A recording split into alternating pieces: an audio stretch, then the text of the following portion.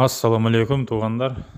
Бул видеодо Тажикстандын президенти Эммануэл Рахмондун Кыргызстандан кандай жардам алып, анан кандай кылып мындайча айтканда атып кеткен видеосу, туугандар. Көрүңүздөр, лайк басып, каналга каттала кетиңиздер. Биринчиден кыргыз элинен чын жүрөктөн кечирим сурайм. Ооба, мындан мурункулардай келишим түзүлүп, кол коюлган. Бирок ошолорду карабастан мен бузуп койдум. Буга себеп эмне деп сурасаңыздар, менин далбоептугум. Себеби кичинелигимден эле мага докторлор сен далбоеп пидарас гырт эшек чочкосуң деп диагноз коюшкан. Якында инсульт болдум. Ошого байланыштуу жакында өлөрүм аз эле калды.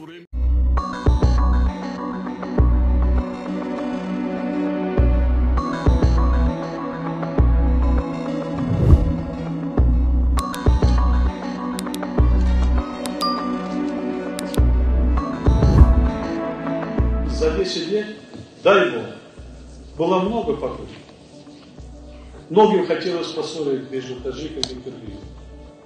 И не удавалось. Я думаю, что в будущем не удастся. И мы должны будем делать все, чтобы наши народы жили в мире, в согласии и развивали. Мы не просто братья, мы родственники. Поскольку Аскар Акаш неоднократно об этом заявлял, и я поддерживаю.